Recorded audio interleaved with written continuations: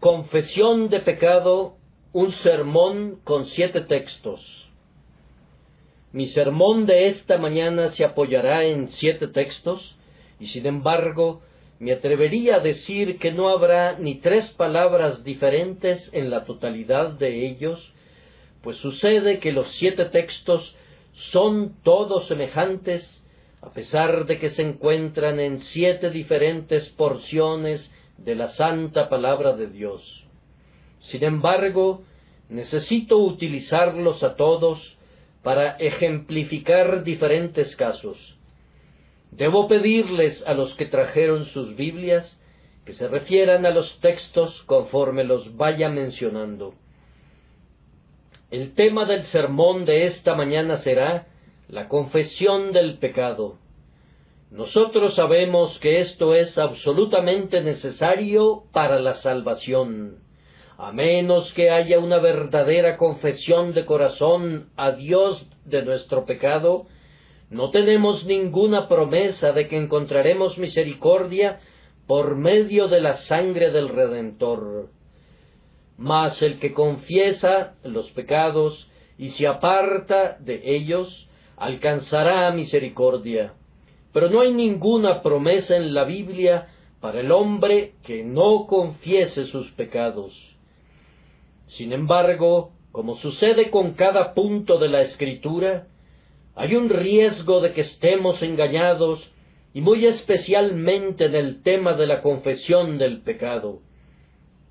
Hay muchos que hacen una confesión delante de Dios, pero, a pesar de ello, no reciben ninguna bendición, porque su confesión no contiene ciertas señales que son requeridas por Dios, como demostración de que son genuinas y sinceras, y que prueban que se trata de la obra del Espíritu Santo.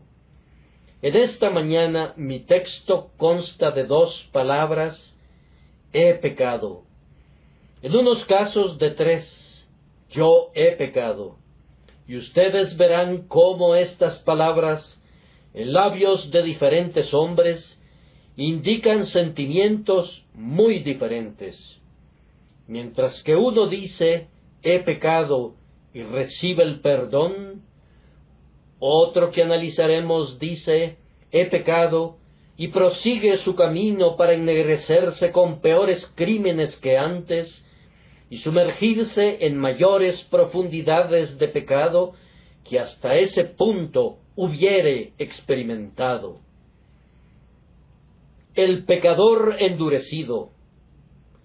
Faraón, he pecado. Éxodo 9:27. El primer caso que voy a presentar ante ustedes es el del pecador endurecido, que cuando está bajo el terror dice, he pecado. Y podrán encontrar el texto en el libro de Éxodo, en el capítulo 9 y versículo 27. Entonces Faraón envió a llamar a Moisés y a Aarón, y les dijo, he pecado esta vez, Jehová es justo, y yo y mi pueblo impíos. Pero ¿por qué se dio esta confesión de labios del tirano altivo? El faraón no acostumbraba a humillarse delante de Jehová. ¿Por qué se inclina el orgulloso? Ustedes podrán juzgar sobre el valor de su confesión cuando oigan las circunstancias bajo las cuales fue hecha. Y Moisés extendió su vara hacia el cielo, y Jehová hizo tronar y granizar, y el fuego se descargó sobre la tierra, y Jehová hizo llover granizo sobre la tierra de Egipto. Hubo pues granizo y fuego mezclado con el granizo, tan grande cual nunca hubo en toda la tierra de Egipto desde que fue habitada. Ahora, dice Faraón, cuando el trueno está retumbando a lo largo del cielo, y los relámpagos están prendiendo fuego al propio suelo, y el granizo está cayendo en grandes trozos de hielo, ahora, dice él, he pecado.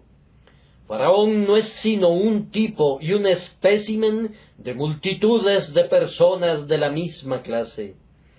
¿Cuántos rebeldes empedernidos a bordo de un barco, cuando los maderos se ven forzados y crujen, cuando el mástil está roto y el barco es arrastrado por la corriente y azotado por el temporal, cuando las hambrientas olas abren sus fauces para tragarse al barco entero y a los tripulantes vivos, como son tragados los que descienden al Seol? ¿Cuántos marineros empedernidos han doblado su rodilla y con lágrimas en sus ojos han clamado: «He pecado»? Pero ¿de qué provecho y de qué valor fue su confesión? El arrepentimiento que nació en la tormenta murió en la calma. Ese arrepentimiento que fue engendrado en medio de los truenos y de los rayos feneció tan pronto todo fue acallado en la quietud. Y el hombre que era un pío marinero cuando se encontraba a bordo del barco, se convirtió en el más malvado y abominable de los marinos cuando puso su pie sobre tierra firme, en tierra firme. ¿Cuán a menudo también no hemos visto esto en una tormenta de truenos y relámpagos? Las mejillas de muchos empalidecen cuando oyen el retumbo de los truenos, cuando las vigas de sus casas están temblando y el propio suelo a sus pies está vacilando ante la voz de Dios llena de majestad. Las lágrimas brotan de sus ojos y claman: «Oh Dios, he pecado». Pero ay por ese arrepentimiento. Cuando el sol brilla de nuevo y las nubes negras se disipan, el pecado viene de nuevo sobre el hombre y él se torna peor que antes. ¿Cuántas confesiones del mismo tipo también hemos visto en los tiempos del cólera y de la fiebre y de la pestilencia? Entonces nuestras iglesias se han visto atiborradas de oyentes que, debido a que tantos funerales han traspasado por sus puertas, o debido a que tantos han fallecido en las calles, no podían dejar de subir a la casa de Dios para confesar sus pecados. Y por causa de esa visitación, cuando 1, 2 o 3 personas han muerto en la propia casa o en la casa vecina, ¿cuántos han pensado que realmente se volverían a Dios?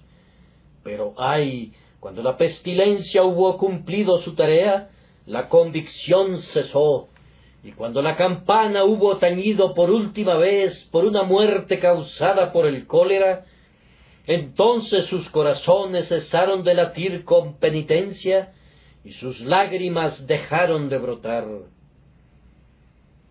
Cuento en esta mañana con algunas personas de esas.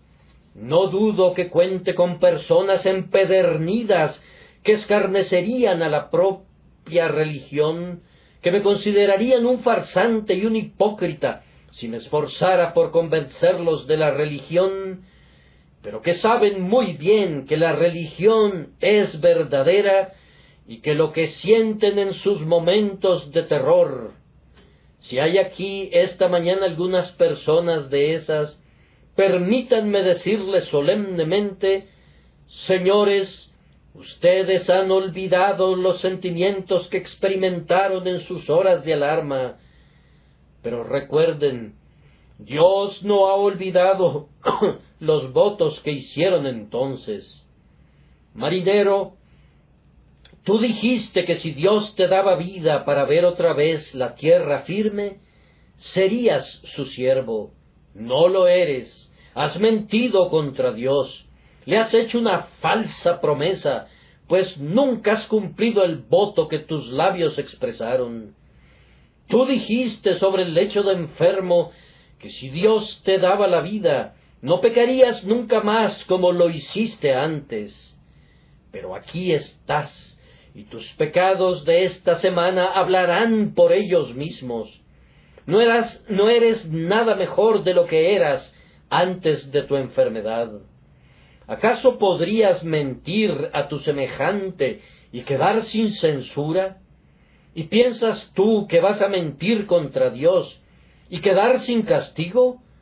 No, el voto, aunque haya sido hecho imprudentemente, es registrado en el cielo, y aunque sea un voto que el hombre no pueda cumplir, sin embargo, como es un voto que él mismo ha hecho, y que además lo ha hecho voluntariamente, será castigado por su falta de cumplimiento, y Dios ejecutará venganza en contra de él al final, porque dijo que se volvería de sus caminos, y luego, cuando la desgracia hubo concluido, no lo cumplió.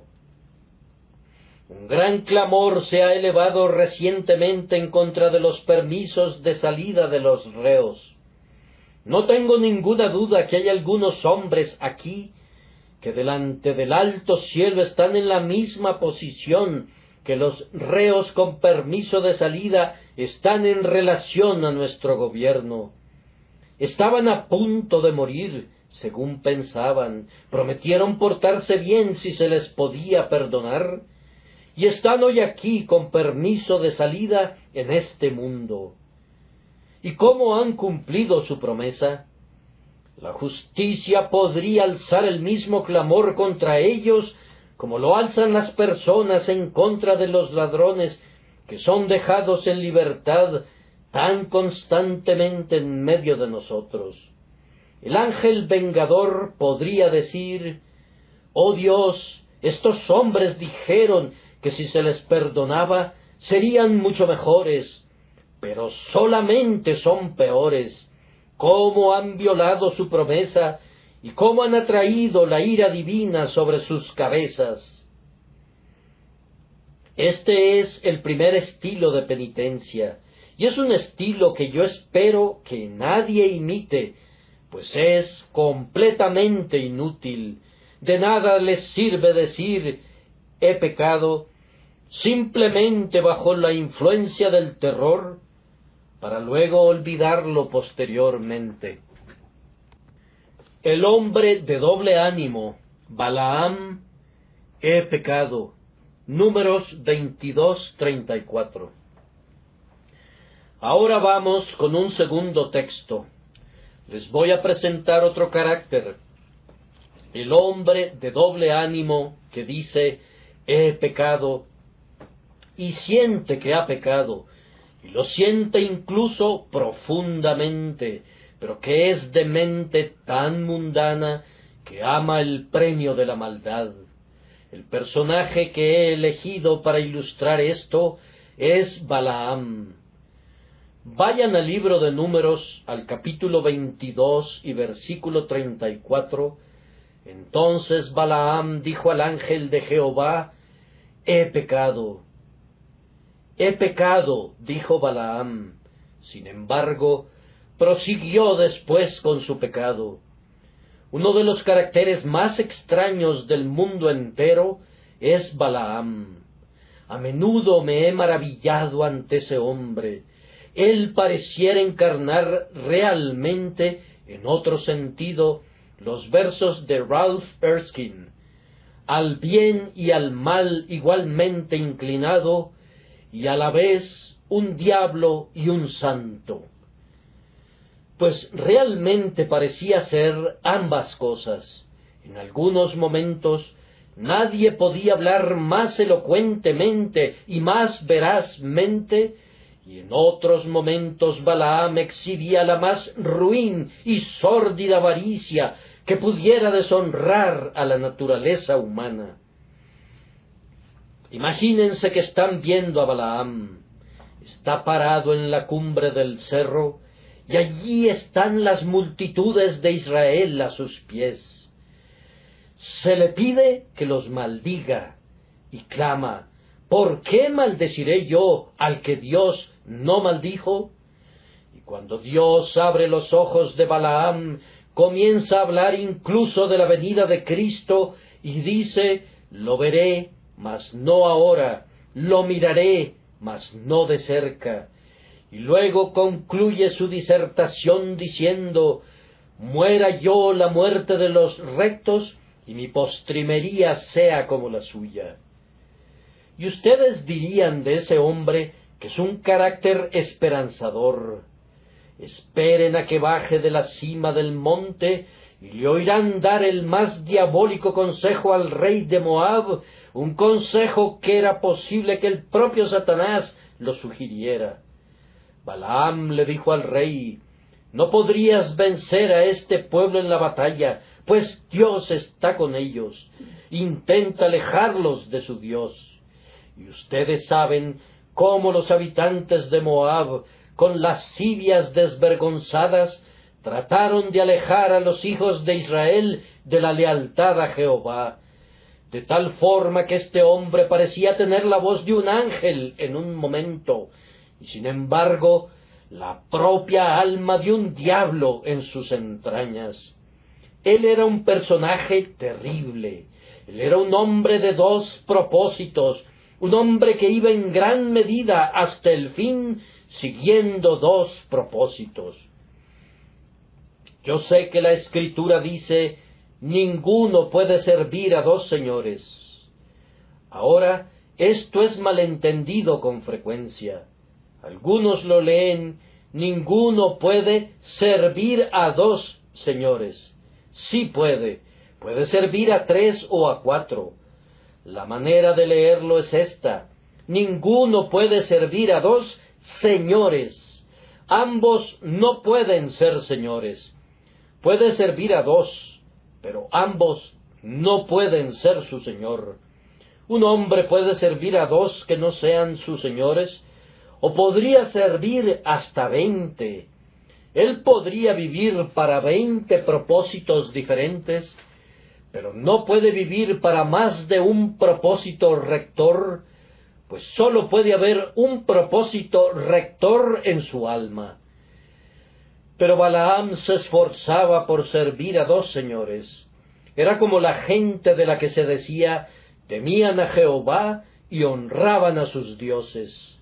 O como Rufus, que era una hogaza de pan de la misma levadura, pues ustedes saben que nuestro antiguo rey Rufus pintó a Dios de un lado de su escudo y al diablo del otro, y abajo escribió el lema: disponible para los dos, sigo al que pueda. Hay muchas personas de ese estilo que están listas para ambos. Cuando se encuentran con un ministro, cuán píos y santos son.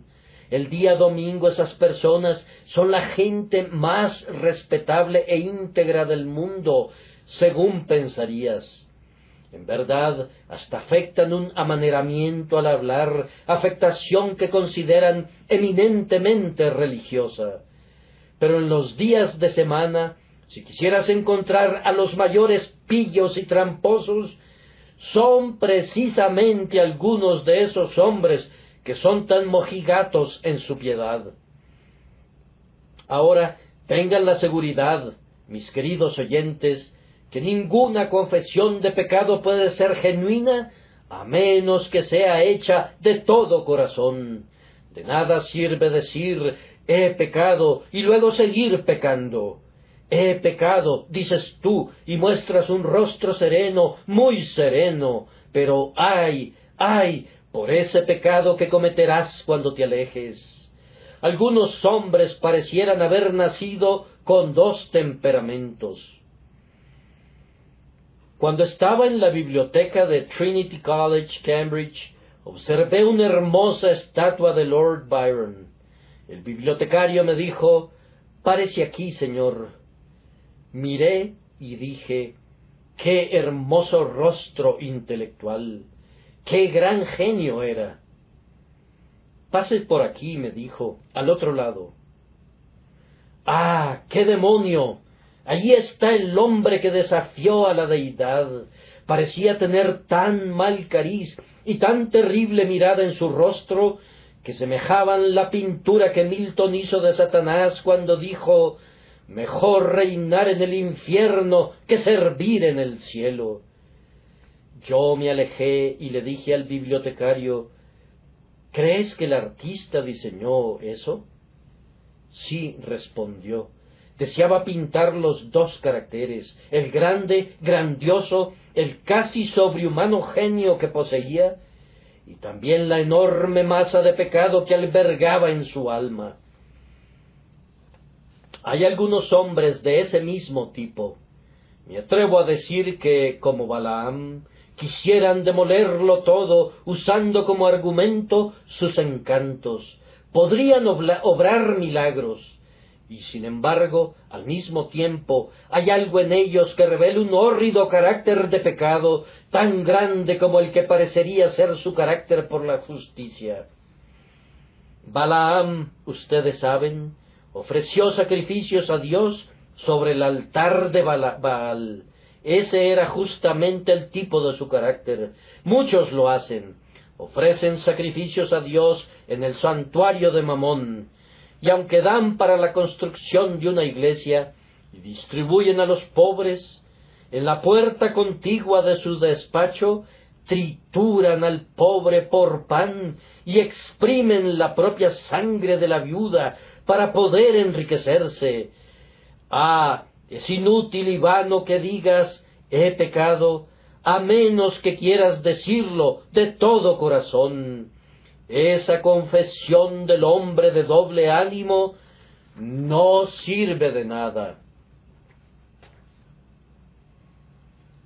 El hombre insincero. Saúl, he pecado. Primera de Samuel 15:24. Ahora un tercer carácter y un tercer texto. Lo encontramos en el primer libro de Samuel, en el capítulo 15 y versículo 24, yo he pecado. Aquí tenemos a un hombre insincero.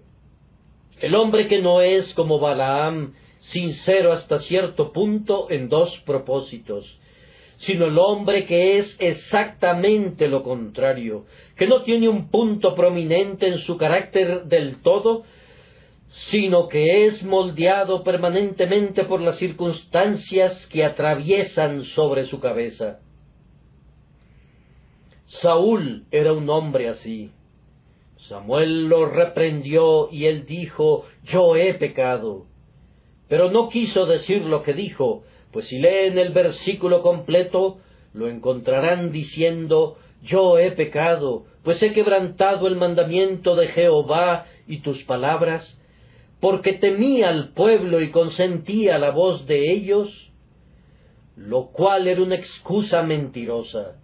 Saúl nunca le temió a nadie, siempre estaba muy listo para hacer su propia voluntad.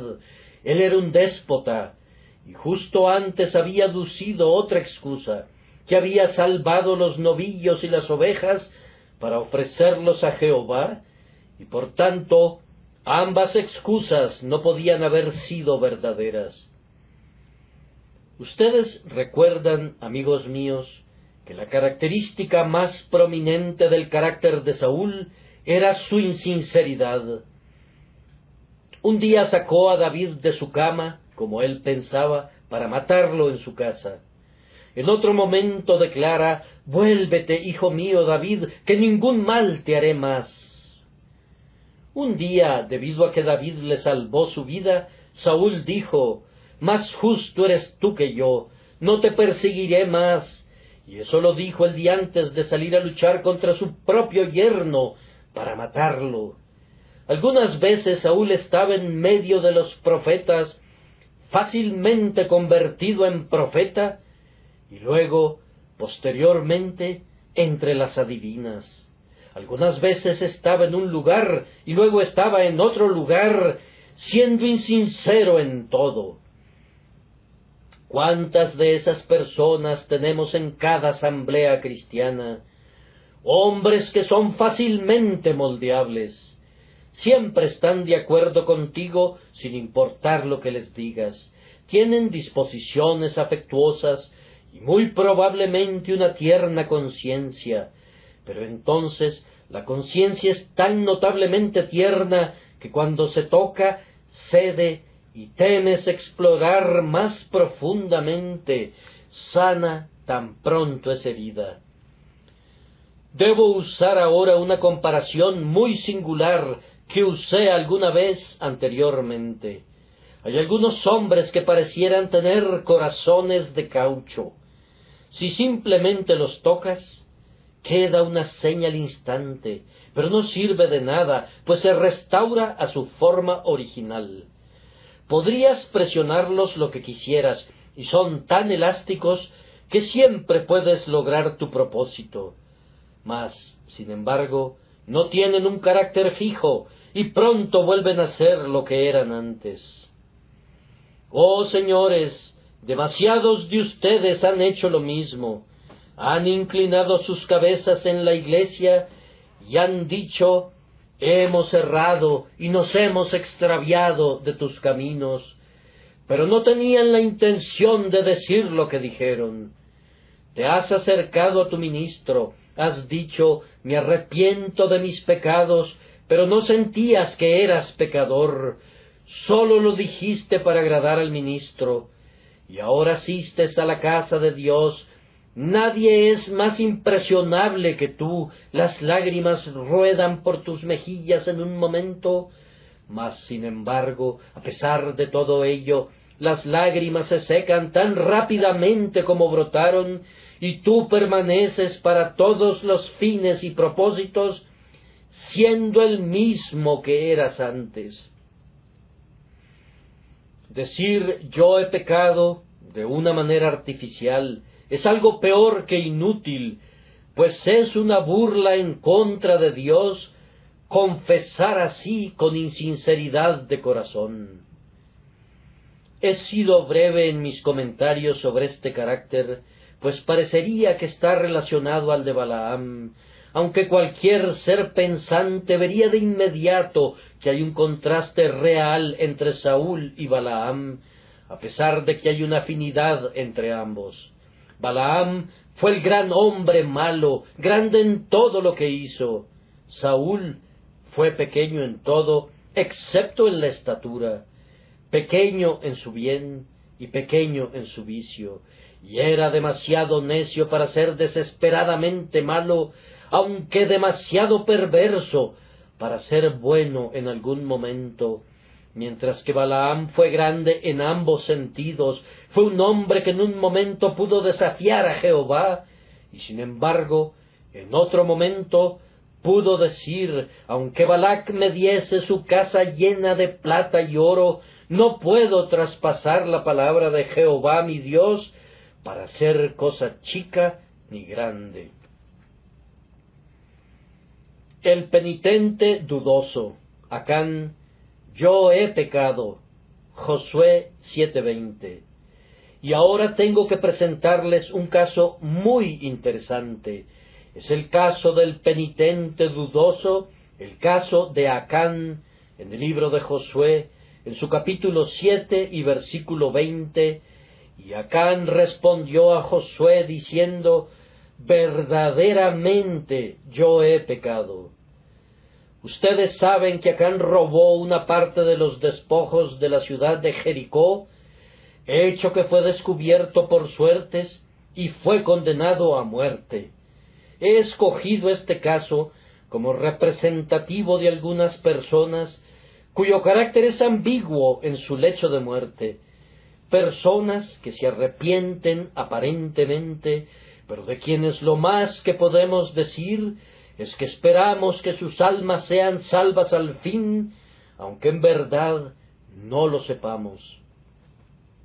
Acán, ustedes están conscientes de ello, fue apedreado por contaminar a Israel. Pero yo encuentro en la Misná, una antigua exposición judía de la Biblia, estas palabras: Josué dijo a Acán: el Señor te turbará en este día. Y la nota acerca del texto es: dijo en este día, implicando que iba a ser turbado únicamente en esta vida, al ser lapidado hasta morir, pero que Dios tendría misericordia de su alma, en vista de que hizo una plena confesión de su pecado. Y yo también, al leer este capítulo, estoy inclinado a coincidir con la idea de mi venerable y ahora glorificado predecesor, el Dr. Gill, en la creencia que Acán realmente fue salvo, aunque, como un ejemplo, fue castigado con la muerte por el crimen. Pues ustedes pueden observar cuán amablemente habló Josué a Acán. Él le dijo: Hijo mío, da gloria a Jehová, el Dios de Israel, y dale alabanza, y declárame ahora lo que has hecho, no me lo encubras. Y descubrimos a Acán haciendo una muy plena confesión. Él confiesa: verdaderamente yo he pecado contra Jehová, el Dios de Israel, y así he hecho.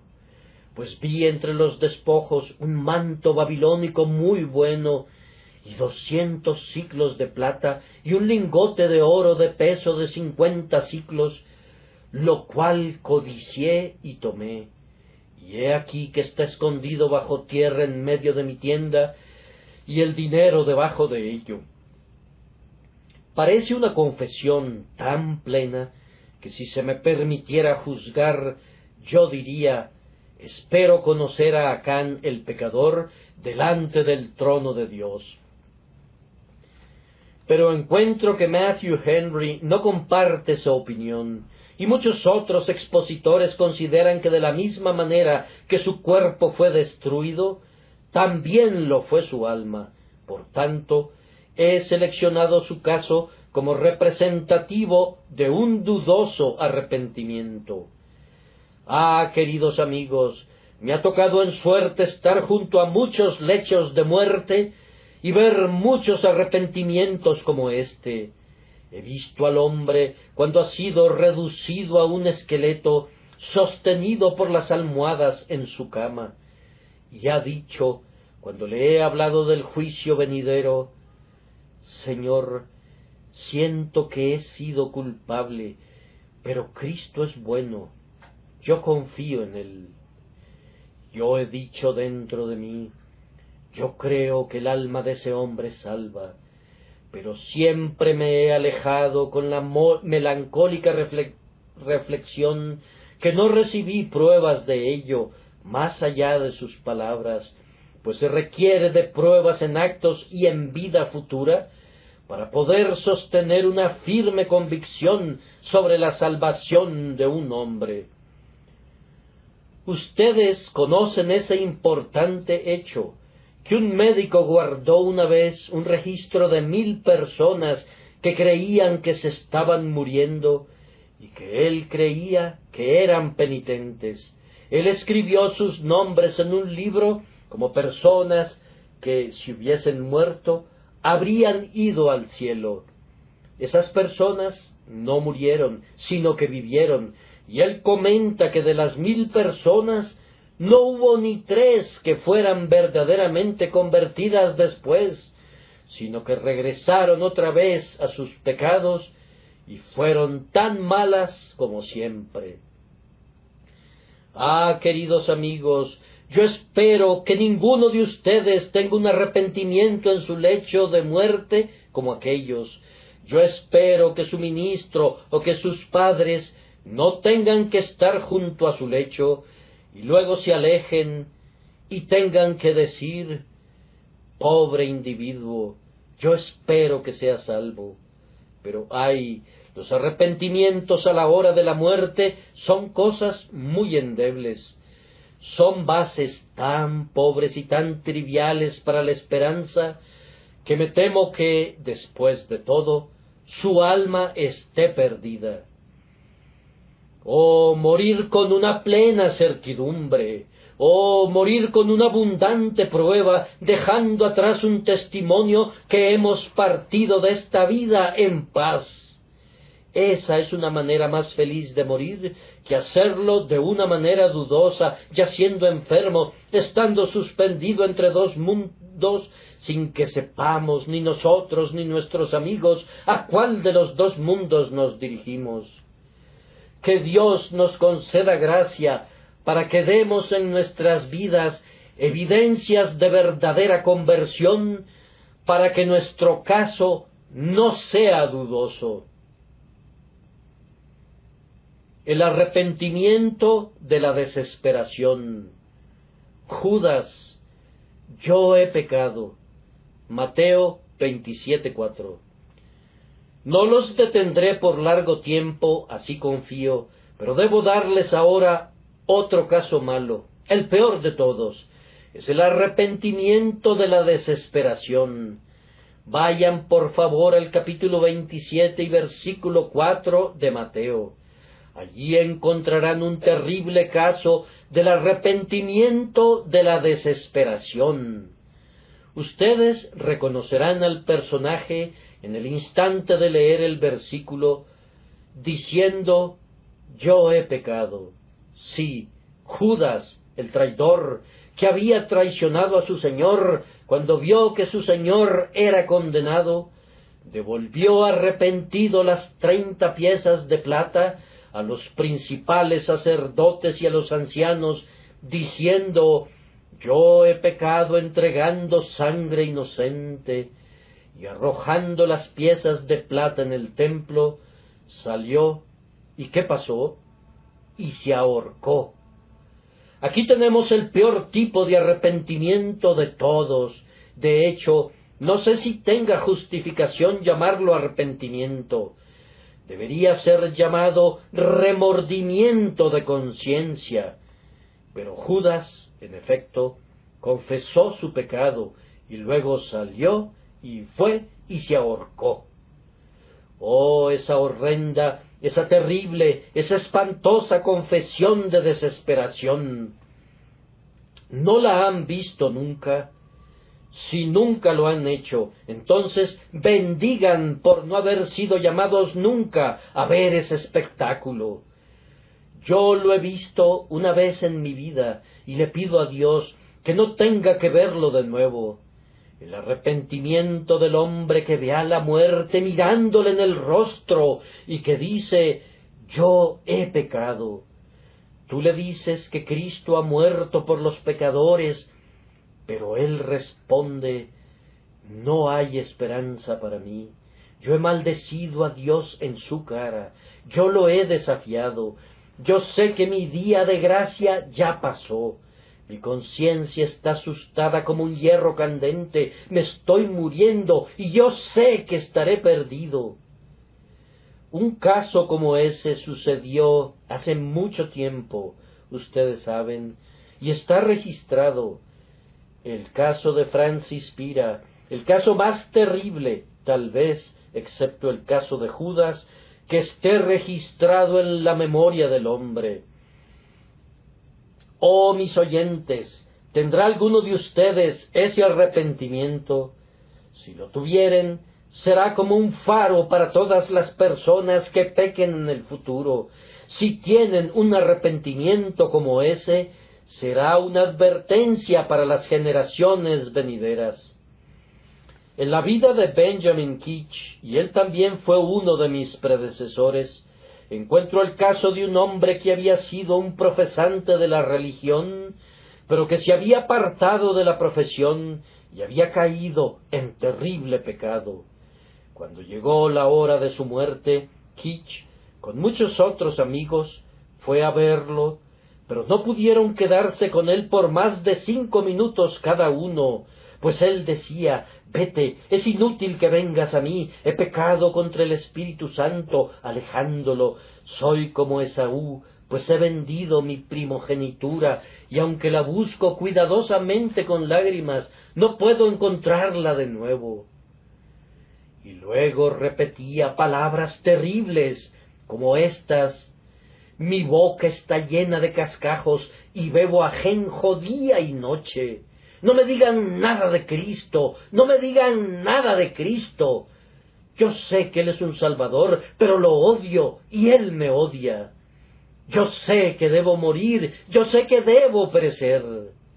Y luego se sucedían gritos lastimeros y ruidos horrendos que nadie podía tolerar.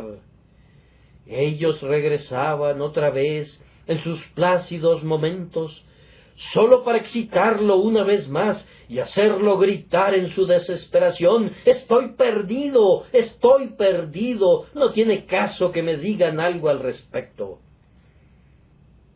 Ah, pudiese haber un hombre aquí que llegue a tener una muerte como esa.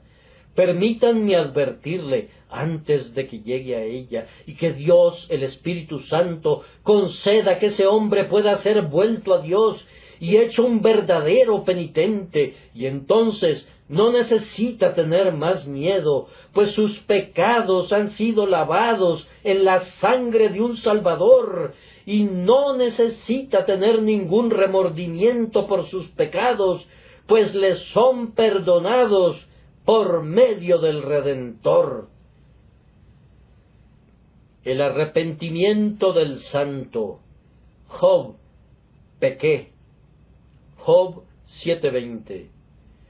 Y ahora vengo a la plena luz del día. Los he estado llevando a lo largo de oscuras y funestas confesiones. No los detendré allí por más largo tiempo, sino que los llevaré a las dos buenas confesiones que les he leído. La primera es la de Job, en el capítulo 7 y en el versículo 20. Pequé, ¿qué te haré, oh guarda de los hombres? Este es el arrepentimiento del santo. Job era un santo, pero había pecado. Este es el arrepentimiento del hombre que ya es un hijo de Dios, que ha experimentado un aceptable arrepentimiento delante de Dios. Pero como tengo la intención de reflexionar sobre esto en el sermón de la noche, voy a dejar este tema para no cansarlos. David fue un espécimen de este tipo de arrepentimiento, y quisiera que estudiaran cuidadosamente sus salmos penitenciales, cuyo lenguaje está siempre lleno de humildad llorosa y sincera penitencia. La confesión bendita. El hijo pródigo, he pecado. Lucas 15:18. Llego ahora al último caso que voy a mencionar. Es el caso del hijo pródigo. En Lucas 15:18 encontramos que el hijo pródigo dice: Padre, he pecado. Oh, aquí tenemos una bendita confesión. Aquí tenemos aquello que demuestra que un hombre es un carácter regenerado. Padre, he pecado. Permítanme pintar la escena. Allí está el hijo pródigo. Él ha huido de un buen hogar y de un padre amoroso, y ha consumido todo su dinero con rameras, y ahora no le queda nada. Acude a sus antiguos compañeros y les pide ayuda. Ellos se burlan de él hasta el escarnio. Oh, dice él, ustedes han bebido mi vino por largo tiempo. Siempre he sido el que paga todas sus francachelas. ¿Acaso no me podrían ayudar? Lárgate de aquí, le dicen, y lo echan de sus casas.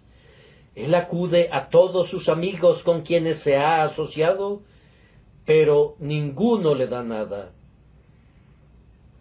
Finalmente un cierto ciudadano de aquella tierra le dijo: necesitas hacer algo, ¿no es cierto? Pues bien, ve y apacienta mis cerdos.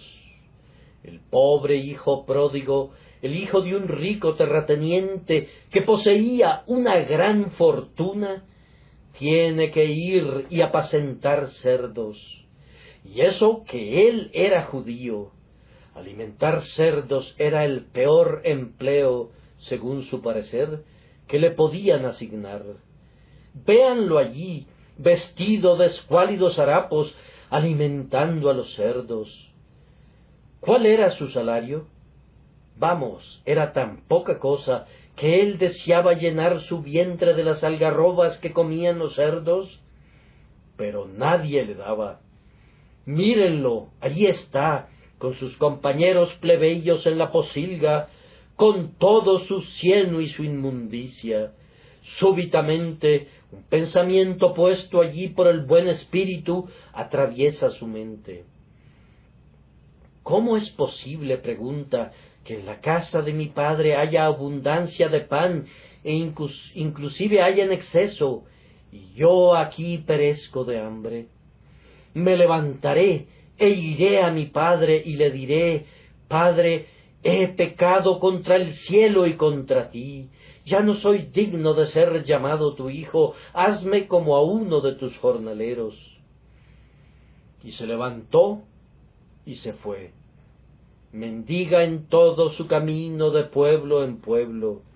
Algunas veces alguien lo lleva en su carruaje, tal vez, pero en otros momentos va caminando trabajosamente, subiendo las áridas colinas y descendiendo a los desolados valles, completamente solo. Y ahora, por fin, llega a la colina ubicada fuera de la aldea y ve la casa de su padre al pie de la misma. Allí está el viejo álamo frente a la casa, y allá están los promontorios alrededor de los cuales él y su hermano solían correr y jugar, y ante el espectáculo de la vieja casa solariega, todos los sentimientos y las asociaciones de su antigua vida se le vinieron de golpe, y las lágrimas rodaron por sus mejillas, y casi estaba a punto de salir huyendo otra vez. Dice: me pregunto si mi padre ha muerto, y me atrevería a decir que a mi madre se le destrozó el corazón cuando me fui lejos. Siempre fui su favorito, y si alguno de ellos vive, no me querrá ver nunca. Cerrarán la puerta en mi cara. ¿Qué he de hacer? No puedo regresar y tengo miedo de seguir adelante. Y mientras deliberaba de esta manera, su padre había estado paseándose por el techo de la casa buscando a su hijo, y aunque el hijo pródigo no podía ver a su padre sí podía verle. Bien, el padre baja las escaleras tan rápido como puede, corre hacia él, y mientras está considerando huir de nuevo, los brazos de su padre rodean su cuello y comienza a besarlo como un padre amante en verdad. Y luego el hijo comienza a decir: Padre, he pecado contra el cielo y contra ti, y ya no soy digno de ser llamado tu hijo. E iba a agregar: hazme como a uno de tus jornaleros. Pero su padre tapó su boca con su mano. No digas más, le dice, yo te perdono todo. No me dirás nada acerca de ser un jornalero, no aceptaré nada de eso. Ven conmigo, le dice, entra, pobre hijo pródigo. Oíd, les dice a sus siervos, traed el becerro gordo y matadlo, y comamos y hagamos fiesta, porque mi hijo, muerto era y ha revivido, se había perdido y es hallado. Y comenzaron a regocijarse.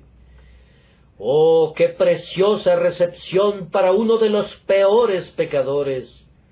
El buen Matthew Henry dice, el Padre lo vio, y los suyos eran ojos de misericordia. Corrió a recibirlo, y las suyas eran piernas de misericordia. Puso sus brazos alrededor de su cuello, y los suyos eran brazos de misericordia. Lo besó, y fueron besos de misericordia. Le dijo, y lo que dijo fueron palabras de misericordia. Sacad el mejor vestido. Hubo hechos de misericordia, maravillas de misericordia, todo fue de misericordia. ¡Oh, qué Dios de misericordia es Él! Ahora, hijo pródigo, haz tú lo mismo. ¿Lo ha puesto Dios en tu corazón? Hay muchos que han andado huyendo desde hace mucho tiempo. Dios te dice, regresa. Oh, entonces yo te pido que regreses, pues ciertamente tan pronto como regreses, Él te recibirá. No ha habido todavía ningún pecador que haya venido a Cristo, que Cristo haya echado fuera. Si Él te echara fuera, tú serías el primero. Oh, si simplemente le probaras. Ah, Señor, yo soy tan negro, tan inmundo, tan vil. Bien, ¿qué pasa contigo? No eres más negro que el hijo pródigo. Ven a la casa de tu padre, y tan ciertamente como Él es Dios, Él mantendrá su palabra. Al que a mí viene, no le echo fuera. Oh, si yo pudiese oír que algunos han venido a Cristo esta mañana, yo en verdad le bendeciría. Debo decir en este punto, para honra de Dios y de Cristo, una notable circunstancia, y luego habré concluido. Ustedes recordarán que una mañana mencioné el caso de un infiel que había sido un escarnecedor y un burlador, pero que, por medio de la lectura de uno de mis sermones impresos, había sido traído a la casa de Dios y luego a los pies de Dios. Bien, el pasado día de Navidad, el mismo infiel juntó todos sus libros y fue al mercado de Norwich, y allí hizo una retractación pública de todos sus errores y una profesión de Cristo, y luego, tomando todos sus libros que él había escrito, que guardaba en su casa, sobre temas impíos, los quemó a la vista del público. He bendecido a Dios por tal maravilla de gracia como esa, y oro para que haya muchos casos más de individuos que, aunque hayan nacido como hijos pródigos, regresen todavía a casa diciendo: he pecado.